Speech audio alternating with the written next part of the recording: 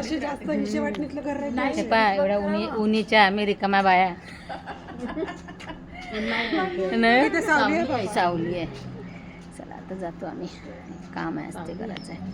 हे म्हणते ते तर आमची मैत्रीण आहे जे ती जाणार आहे आता पुण्याला शिफ्ट होणार आहेत त्या, कारण रिटायरमेंट झालं आहे त्यांच्या मिस्टरांचं. तर ते मुलं त्यांची तिकडेच जॉब करतात, मुलीला पण तिकडेच दिलं आहे, लग्नानंतर मुलगी तिथेच राहते. तर म्हणून मग ते पुण्याला त्यांनी ऑलरेडी पहिलेच फ्लॅट घेतलं होतं, तर आता तिकडे राहायला जाणार आहे. आता त्यांना काय गिफ्ट द्यावं हा खूप प्रश्न पडला होता. डेली यूजच्या वापरात येणारी वस्तू, डिनर सेट तर असतात प्रत्येकाकडे, मूर्त्या पण भरपूर होत्या, म्हणून काय द्यायचं. तर आम्ही इथे नाश्त्याच्या जे प्लेटांचा सेट असतो ना तो बघत आहे. इथे खूप व्हेरायटी आहे, सक्करदऱ्यामध्ये आहे हे शॉप. तर बऱ्याचशा व्हेरायटी, थोडंसं मलाही सामान घ्यायचं होतं आणि मग चला म्हटलं त्यांच्या, आता आम्ही नेहमी जातो तर आम्हाला माहीत राहते काय आवडतं कोणाला काय नाही, निकुंच्या गोष्टी असतात. तर चला म्हटलं मग इथे आम्हाला प्लेटा आवडल्या तर आम्ही त्या घेतल्या आणि पॅकिंग केल्या. मी माझ्यासाठी पण घेतलं आणि त्यांनी पण आम्हाला रिटर्न गिफ्ट दिलेलं आहे. म्हणजे त्यांनी आधीच दिलं आम्हाला, प्रत्येक तिघींना पण दिलं त्यांनी. याच्या आधी पण त्यांनी स्वतःच्या हाताने छान अशा वस्तू बनवून दिल्या, त्या पण तुम्हाला दाखवल्या. याच्या आधी पण नक्कीच दाखवेल पुन्हा. तर त्यांनी आम्हाला मस्त रॅप करून दिली. एक पाण्याची बॉटल दिली आहे ज्याच्यामध्ये पाणी राहते थंड असं. तर ही बॉटल त्यांनी आम्हाला दिली, स्टीलची आहे आणि त्याच्यात पाणी थंड राहते. तर छान आहे, आठवण म्हणून त्यांची. तर त्यांनी आम्हाला ही दिली. आता पुण्याला केव्हाही जाऊ ना आम्ही, तर आम्हाला एक घर आहे माझ्या मैत्रिणीचं. आम्ही जसं खूप मोजक्या मैत्रिणी आम्हाला बोटावर मोजणे इतके आहे ज्यांच्याशी माझं बॉन्डिंग चांगलं आहे. अशा तर भरपूर आहेत, पण बॉन्डिंग ज्याच्याशी आपलं जास्त चांगलं असतं. आणि हे माझ्यासाठी घेतलं एक कुकर घरी. तर पुन्हा घरी आली, फ्रेश झालो आणि मग त्यांचं जे गिफ्ट होतं ते द्यायचं होतं.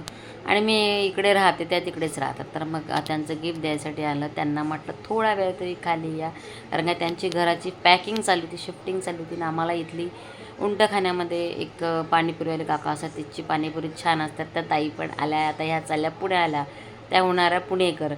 तर इथली जी चव असते नागपूरची, जशी आम्हाला इथली सवय झाली आहे, तिथली छान दहीपुरी हे काकाजी मस्त बनवतात, खूप छान बनवतात. तर इथली आम्ही दहीपुरी खात आहे.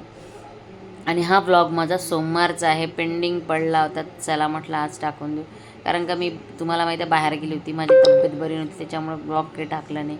त्याच्यामुळे हे सगळं ब्लॉग आता आम्ही लेट टाकत आहे मी. आता सॉरी, हा 2 दिवस लेट झाला. तर इथे छान आम्हाला एकमेकीला आम्ही छान घास भरवला. तिथल्या आजूबाजूचे बघत होते आमच्याकडे, ह्या काय करताय.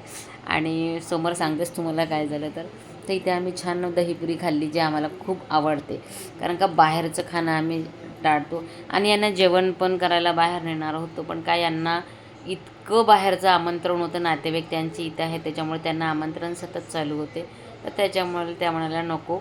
म्हटलं चला काहीतरी खा. तर मग त्यांना पण आवडते, मला पण आवडते. तर आम्हाला छान पाणीपुरी आहे, तर आम्ही मस्त पाणीपुरी तिथे खाल्ली सगळ्यांनी मिळून. तर हे बघा आमची बाई आणि पाणीपुरी म्हटलं का सगळ्याच्या तोंडाला पाणी सुटतं आणि मला पण खूप आवडतात. तर चला म्हटलं आज पाणीपुरी खाऊन घेऊ. आणि खरंच जेव्हा त्या आमच्या ग्रुपमध्ये ना सगळ्या सिनियर आहेत त्या, आणि खूप चांगल्या स्वभावानं, नेचरनी खूप काही समजून सांगतात, खूप काही शिकण्यालायक. आम्ही खूप शिकलो त्यांच्याकडून. आणि खरंच खूप भावूक झालो जेव्हा आम्ही जाताना ना त्यांना रडायला, मला रडायला, सगळ्यांना रडायला. कारण का आम्ही 12 वर्ष झाले आम्ही सोबत आहे, एकमेकींना गोष्टी शेअर करतो. आमच्या ग्रुपमध्ये आम्ही इतरांच्या गोष्टी नाही, फक्त आमच्या करत असतो. त्याच्यामुळं खूप छान वाटतं. आणि आता त्याच झालं, त्यांना निरोप दिला. निरोप देताना थोडासा रड आला. तर एक रील काढली होती आम्ही, आणि रील काढताना खरंच म्हणजे आता रील तर आम्हाला त्या पुण्याला निघाल्या पण असेल त्या. आणि रील काढताना त्यांना, मला का आम्ही सगळ्यांना डोळ्यात पाणी आलं. काल पण त्या थोड्या रडल्या होत्या. आणि असं राहतं, बॉन्डिंग मैत्रीची खूप चांगली असली पाहिजे. मला नागपुरात खरंच खूप छान मैत्रिणी मिळाल्या.